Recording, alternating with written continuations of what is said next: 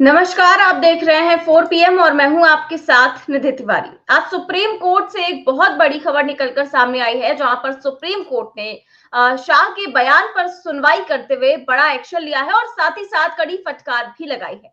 तो क्या एक्शन लिया है और कैसे भरे कोर्ट रूम में लताड़ लगाई है, इस पर आज चर्चा करेंगे और इस चर्चा में हमारे साथ मौजूद है प्रोफेसर अखिल स्वामी सर। सर, बहुत बहुत स्वागत है आपका।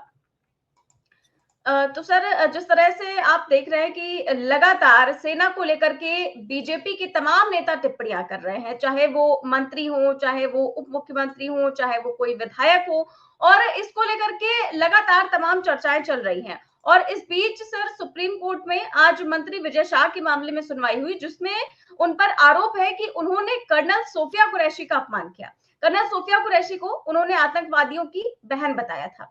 अब इसी बयान को लेकर के इसी विवादित बयान को लेकर के सुप्रीम कोर्ट ने एक बार फिर से फटकार लगाई है और विजय शाह का जो माफीनामा है वो नामंजूर कर दिया है और साथ ही साथ इस मामले में एसआईटी भी गठित कर दी है। तो क्या कुछ खबरें हैं, एक एक कर मैं आपको दिखाती हूँ। सबसे पहले ये खबर देखिए आज तक की कि तुरंत गिरफ्तारी से राहत, लेकिन एसआईटी करेगी मंत्री विजय शाह मामले की जांच। कर्नल सोफिया पर टिप्पणी केस में बढ़ी मुश्किलें। और साथ ही दूसरी जो खबर है वो ये है कि कर्नल सोफिया कुरैशी पर विवादित बयान देने वाले विजय शाह से बोला सुप्रीम कोर्ट, माफी अस्वीकार करते हैं, ये मगरमच्छ के आंसू हैं। आगे जो खबर है उसमें क्या कुछ लिखा हुआ है कि सुप्रीम कोर्ट ने विजय शाह का माफीनामा नामंजूर कर दिया है, लेकिन उनकी तत्काल गिरफ्तारी पर भी रोक लगा दी है। इसके साथ ही मामले की जांच के लिए एसआईटी गठित करने का आदेश दिया है।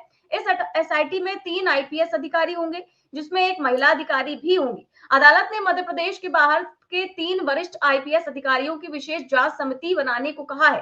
कोर्ट ने कहा है कि इस मामले पर करीब से नजर रखेंगे। इस संबंध में मध्य प्रदेश सरकार को नोटिस जारी किया गया है। अदालत ने कहा कि हम एसआईटी का निर्देश देते हैं एसआईटी गठन करने का, और कि वो इस जांच के नतीजे स्टेटस रिपोर्ट के जरिए पेश करे। इस मामले पर एसआईटी पहली रिपोर्ट 28 मई को पेश करेगी। सुप्रीम कोर्ट ने आगे जो कहा है उस पर भी मैं दिखाना चाहूंगी खबर कि जिस तरीके से ये सारा मामला हुआ उसमें लिखा है कि सुनवाई के दौरान विजय शाह के वकील ने कोर्ट में कहा कि हमने 15 मई के फैसले के खिलाफ दूसरी एसएलपी दाखिल की है और याचिकाकर्ता माफी भी मांग चुके हैं। विजय शाह के विवादित बयान पर माफी मांगते हुए एक वीडियो जारी किया गया था।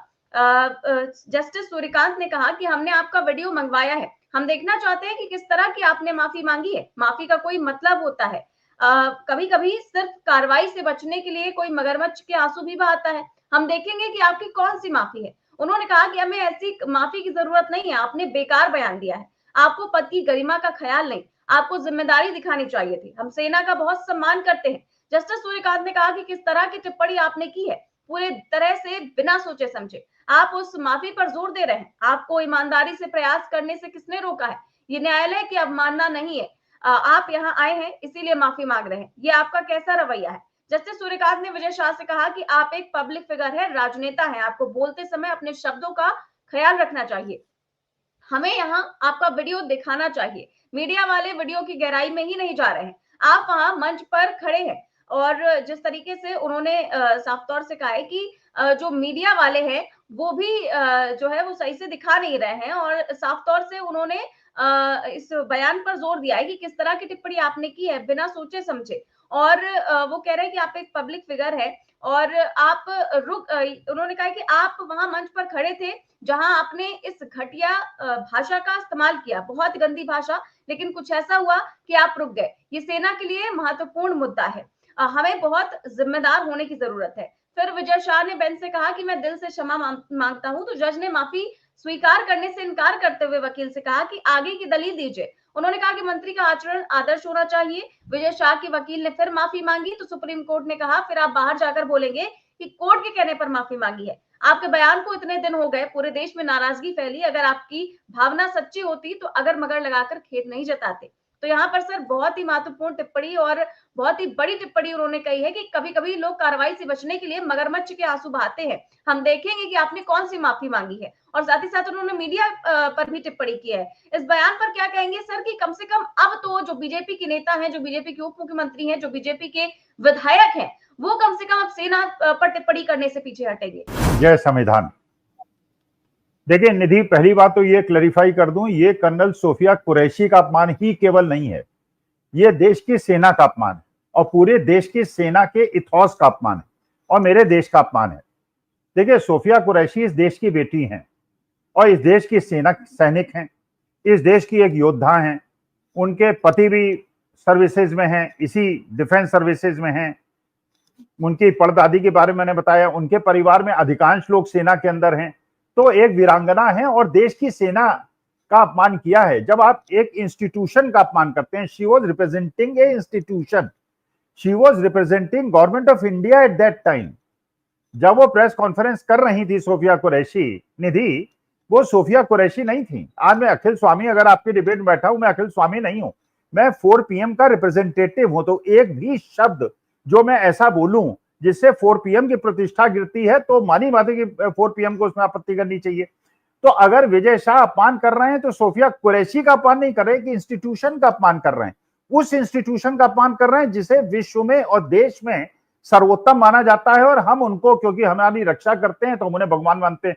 अब उसके अंदर हम जाति और धर्म देखेंगे हमारे सेना अधिकारी का, हम डॉक्टर के जाति और धर्म देखेंगे, उसके आधार पर निर्णय लेंगे। पहली बात यह है कि ये इश्यू ऐसा है कि इसमें माफी का कोई प्रावधान नहीं होना चाहिए।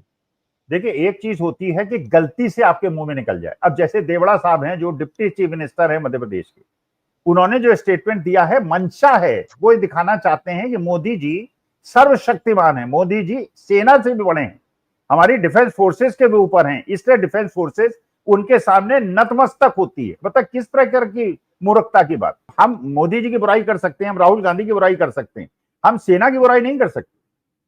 हम, because they are, that is a institution. आज ऑपरेशन सिंदूर के अंदर अगर किसी संस्था ने देश की इज्जत बचाई है, भाई, अगर आज भक्त लोग क्या कह रहे हैं, ये कहना ना सेना सर्वोपरि, सेना की वीरता देखिए, साइंटिस्ट की वीरता देखिए, ये तो नहीं भाई। ये जो मिसाइल्स बनाई, ये मोदी जी ने बनाई नहीं, या अखिल स्वामी ने तो बनाई नहीं, ये तो साइंटिस्ट ने बनाए। अच्छा, चलाए किन्होंने, जान किसने खतरे में डाली, सेना ने डाली। तो सेना का सम्मान होना चाहिए। अगर कोई कहता है कि सेना नतमस्तक है मोदी जी के सामने, तो अगर ये हमारे जितने आर्मी के चीफ हैं और CDS हैं और एयरफोर्स चीफ हैं और नेवी चीफ हैं, जरा उनसे पूछा जाए, कि क्या आप लोग नतमस्तक हैं मोदी जी के सामने? क्या मोदी जी सर्वोपरि हैं और आप उनके चरण स्पर्श करते हैं? अगर करते हैं तो मैं तो इसको स्वीकार नहीं करूंगा।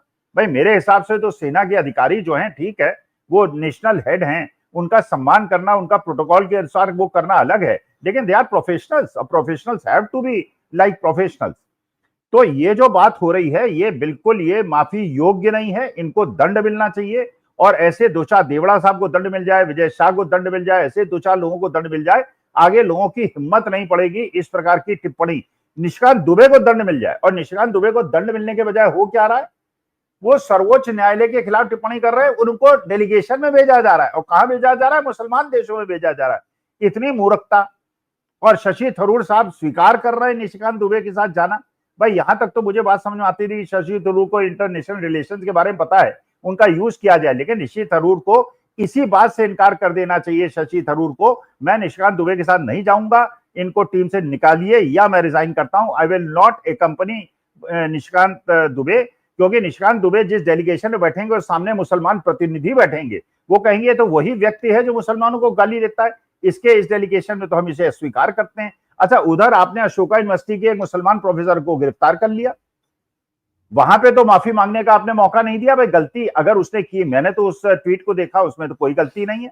वो तो केवल ये प्रश्न पूछ रहा है कि भाई, जो अन्याय होता है वो धर्म और जाति देख के उसका विरोध क्यों होता है? विरोध होना चाहिए, सबका विरोध होना चाहिए। और आर्मी ऑफिसर्स के खिलाफ टिप्पणी तो बिल्कुल अक्षम्य होनी चाहिए, उसको तो माफी का कोई प्रावधान ही नहीं होना चाहिए।